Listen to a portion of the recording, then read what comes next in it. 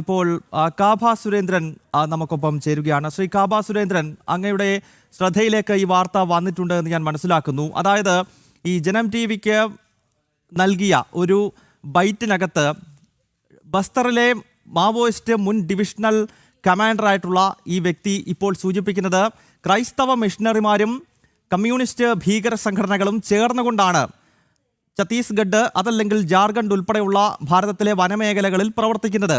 അതൊരു വളരെ വിശാലമായ പ്രവർത്തനമാണ് നടക്കുന്നത്. മാവോയിസ്റ്റുകൾ വനമേഖലകളിൽ ക്രൈസ്തവ മിഷണറിമാർക്ക് എല്ലാ അർത്ഥത്തിലുമുള്ള സ്വാധീനം ഒരുക്കി കൊടുക്കുന്നു. ആ സ്വാധീനത്തിലൂടെ അവിടെ മതപരിവർത്തനം വളരെ കൃത്യമായിട്ട് തന്നെ നടക്കുന്നുവെന്ന വെളിപ്പെടുത്തൽ ഇപ്പോൾ നടത്തുന്നത് മാവോയിസ്റ്റ് മുൻ കമാൻഡറായിട്ടുള്ള ഡിവിഷണൽ കമാൻഡറായിട്ടുള്ള ഒരു വ്യക്തിയാണ്. എങ്ങനെ പ്രതികരിക്കുന്നു ശ്രീ കാഭ സുരേന്ദ്രൻ?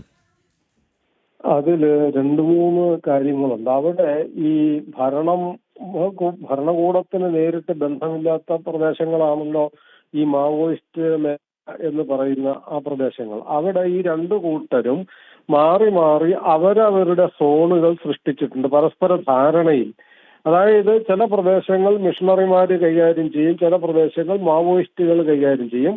അത് കൈകാര്യം ചെയ്യുമെന്ന് പറഞ്ഞാൽ അവിടുത്തെ ഭരണകാര്യങ്ങൾ അടക്കം അവിടെ വേറെ സർക്കാരിന്റെ സംവിധാനങ്ങളൊന്നും ഉണ്ടാവില്ല.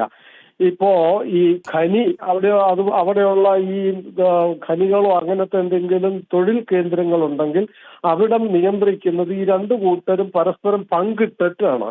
ഓരോരോ തൊഴിൽ മേഖലകൾ എന്തെങ്കിലും സർക്കാരിന്റെ വികസന പദ്ധതികൾ വന്നാൽ അത് ആര് ചെയ്യണം എന്ന് തീരുമാനിക്കുന്നത് പോലും ഈ രണ്ടു കൂട്ടരും പങ്കിട്ടെടുത്തിട്ടാണ്. ഇടയ്ക്കിടയ്ക്ക് അവർ തമ്മിൽ ചില അഭിപ്രായ ഭിന്നതകളൊക്കെ ഉണ്ടാവാറുണ്ടെങ്കിലും സത്യത്തിൽ ഈ രണ്ടു കൂട്ടരും ചേർന്നിട്ടാണ് ആ പ്രദേശം ഭരിക്കുന്നതും കീഴടക്കുന്നതും അവിടുത്തെ സാമ്പത്തിക തൊഴിൽ കാര്യങ്ങളടക്കം നിയന്ത്രിക്കുന്നതും. അത് ഒരു കാര്യം. രണ്ടാമത് ഇപ്പൊ അതിന്റെ ചില വിശദാംശങ്ങളാണ് നമ്മുടെ ഈ വിവേക് അഗ്നിഹോത്രി എഴുതിയിരിക്കുന്ന അർബൻ നക്സൽ എന്ന് പറയുന്ന പുസ്തകത്തിൽ ഇതിനെക്കുറിച്ച് വളരെ വിശദമായിട്ട് ഈ രണ്ടു കൂട്ടരുടെ കൂടിച്ചേർന്നുള്ള ഈ നക്സൽ മിഷണറി നെക്സസിനെ സംബന്ധിച്ച ഡീറ്റെയിൽഡ് സ്റ്റഡി ആ പുസ്തകത്തിലുണ്ട്. അതുകൊണ്ടാണ് അതിനെതിരെ ഈ ആൾക്കാർ അദ്ദേഹം പിടിച്ച സിനിമയ്ക്കെതിരെ യൂണിവേഴ്സിറ്റികളിൽ പ്രദർശനത്തിന് കമ്മ്യൂണിസ്റ്റുകളും കോൺഗ്രസ്സുകാരും ഒക്കെ ഒരേ സമയത്ത് തന്നെ അതിനെ എതിർത്തതിന്റെ കാരണം തടയുകയും അദ്ദേഹത്തിനെ ആക്രമിക്കാൻ ശ്രമിക്കുകയും ഒക്കെ ചെയ്തതിന്റെ കാരണം ഈ സത്യം പുറത്തു വരുന്നു എന്നുള്ളത് കൊണ്ടായിരുന്നു.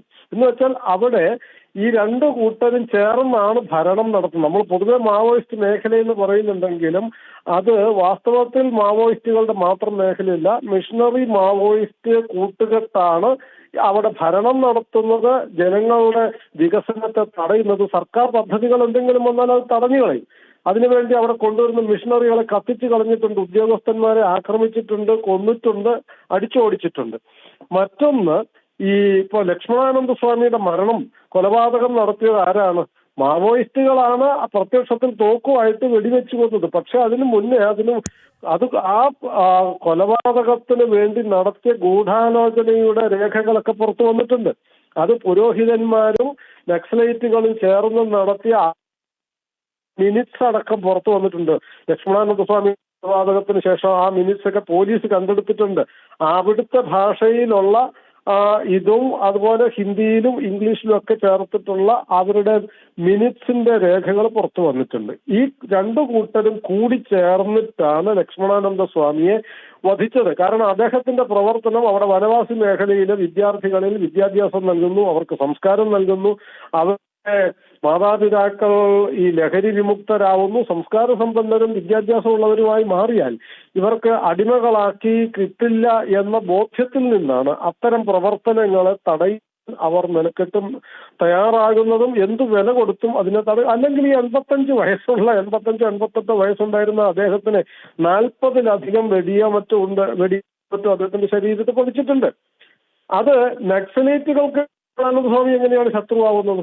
നക്സലൈറ്റുകൾക്കല്ല ശത്രു, മിഷണറി പ്രവർത്തനത്തിന് തടസ്സമുണ്ടാവുന്നു അല്ലെങ്കിൽ അതിൽ നിന്ന് ജനങ്ങൾ മാറിപ്പോകുന്നു എന്ന കാരണത്താൽ ആണ് അദ്ദേഹത്തിന് ഉന്മൂലനം ചെയ്യുന്നത്. നക്സലൈറ്റുകളുടെ ശത്രുവായതുകൊണ്ടല്ല.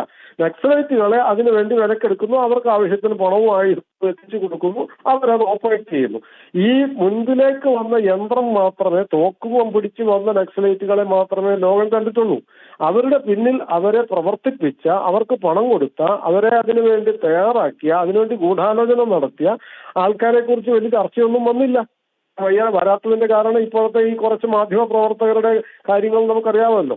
ബഹുഭൂരിപക്ഷം മാധ്യമ പ്രവർത്തകർ ഇവരുടെയൊക്കെ പേറോളിൽ പണം കൈപ്പറ്റായിരിക്കണം ഈ മാധ്യമങ്ങൾ പലതും ഇത്തരം വാർത്തകളെ സംസ്കരിക്കുന്നതും വ്യാജ വാർത്തകൾ സൃഷ്ടിക്കുന്നതും പുതിയ നെഗറ്റീവുകൾ ഉണ്ടാക്കുന്നതും ഒക്കെ ഈ മാധ്യമപ്രവർത്തകർ ഇത്തരം ശക്തമാകുന്നത് കൊണ്ടാകാം ഒരുപക്ഷെ ഛത്തീസ്ഗഡിലെ വിഷ്ണുദേവ് സായി സർക്കാർ ഈ മാസം അവസാനം ചേരാൻ പോകുന്ന നിയമസഭയിൽ തന്നെ മതപരിവർത്തനത്തെ തടഞ്ഞുകൊണ്ടുള്ള അതിശക്തമായ നിയമം കൊണ്ടുവരാൻ പോകുന്നു എന്നാണ് അവിടെ നിന്നും ചില റിപ്പോർട്ടുകൾ പുറത്തു വരുന്നത്.